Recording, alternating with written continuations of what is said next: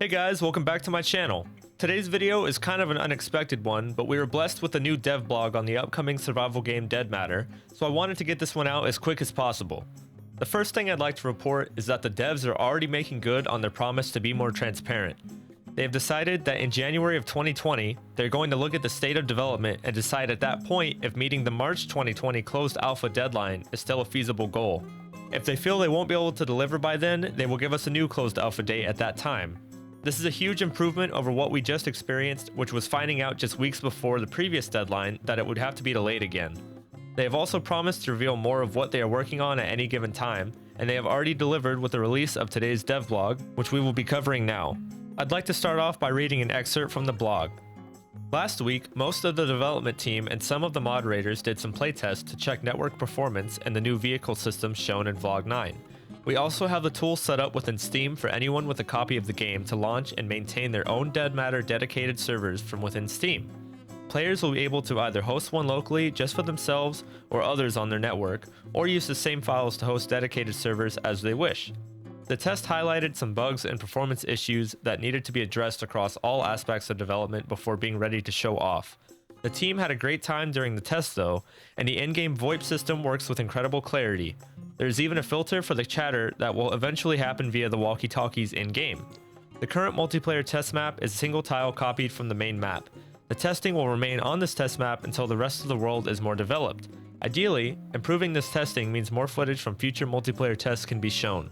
I am super excited to know that we'll have such a large amount of control over our servers. In recent videos, they've talked about just how many tools we'll have at our disposal when it comes to managing our servers and keeping them well run. This is very assuring as someone who's looking to get his own server up and running. I'll be able to put all my time and energy into the game rather than stressing over something trivial like dealing with a troll trying to cause havoc. I love the idea of using walkie-talkies in the game. It's just going to add that much more depth to the experience. Just imagine hearing your buddy frantically call out for backup as he's pinned down in the local Safeway by an enemy group. I've got a backpack full of supplies, but I can't get out of here without getting my head taken off. I can hold the door for now, but I need backup. You reply calmly. Don't worry. We're sending in a couple of guys to get you out of there. They're taking positions now in the hills above. Once you hear the Dragunov fire, that will be your signal to get the heck out of there. I just can't wait to get in there and experience it. Also, I didn't just choose the Dragunov to be in that made-up scenario for no reason. The Dragunov and the M14 are the two newest backer weapons we get to take a look at in the dev blog. We get to see several variations of the M14 both as concept art and textured. It's looking just as beautiful as you would expect. The M14 is a devastating gun that should be a ton of fun to crack some zombie skulls with. Speaking of cracking zombie skulls, we also get to take a look at some of the idle zombie animations being worked on. Even with the basic zombie models being used in this example, you really get a sense of what you might see in the world of Dead Matter. It's absolutely brutal the way these zombies are bashing their own heads in, and it makes me personally want to stay the heck away from them. Moving back to weapons, we get to check out some pretty sick looking MP5 animations. As you would expect from such a dedicated team, these animations are already looking absolutely gorgeous. The video didn't have any sound to accompany it, but the animations are so crisp, I can already start to hear what these MP5s sound like. I'm excited for future footage showcasing more of how the weapons look and handle. I also have high hopes that the sounds that will eventually accompany these weapons will do them justice and really make them a pleasure to use. We're also treated to some jaw-dropping, high-res images showcasing the world of Dead Matter. It really is something when simple pictures can inspire such creative scenarios in your mind. As I look at these, I start to envision exploring the Alberta streets and wilderness. What kind of crazy adventures will me and my friends get into? What kind of battles can we look forward to experiencing?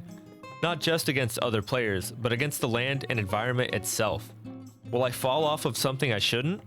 Will I freeze to death in the cold Canadian winters? Probably. Also in the blog, we find out various members of the team are working on some new exciting things we may get to check out soon, like character creation, clothing options, facial hair variety, etc. Regicidal Nut is hard at work fleshing out the timeline of events in Dead Matter and also creating the tasks that will be in the game. Players will be performing tasks, doing investigations, and completing assignments for the different factions on the map, if they choose to do so.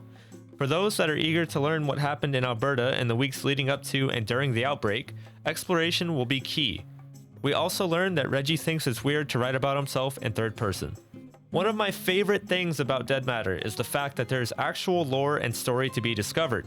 On top of the candy that is the world and weaponry, there's also candy for the mind in the form of a thrilling backstory that I just can't wait to get my mental hands on. Towards the end of the blog, we get a lengthy explanation of vertices, vertexes, meshes, and LODs. I'm not going to sit here and pretend I know what any of these things mean, but here's a short summary of what I've gathered from this. LODs, or levels of detail, will vary by distance, meaning that the closer you are to a building or texture, the more detailed it will become. At distance, these objects don't need such high levels of detail because you really won't be able to make them out anyway. So Shirk has been manually going in and setting up these LODs. Why is this important? Well, basically, all this extra time and attention to detail in this area is resulting in better performance for you. In some cases, the team is seeing up to 91% less taxing objects at distance. 91%!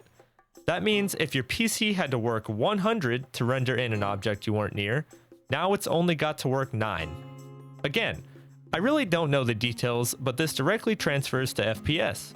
So the more of this tedious LOD work that gets done, the better performance we can expect from Dead Matter. If you'd like to read up more about this particular section, a link to the full blog can be found in the description below. Well guys, that's about all we have to cover for this video. Like I said, I will include a link to the full blog down below. I'm also going to include a few more links, including the backer page, in case you'd like to get behind the project financially. If you aren't comfortable supporting the game financially just yet, spreading the word and telling your friends about it is just as helpful. I have never seen such a transparent dev team before. These guys are so accessible and are becoming a better and better team each and every day. I'm fully behind them and I'm backing them 100%. I've gotten my whole community excited for this game, and now we're all just eagerly awaiting its release. I'm also going to include a link to the YouTube of my stream team member, Mr. Atomic Duck. He is a Dead Matter partner and has done an exclusive interview with just about every member of the team. Go check him out, especially if you want more insider information about the development of Dead Matter. I hope you guys have a wonderful day, and I'll see you next time.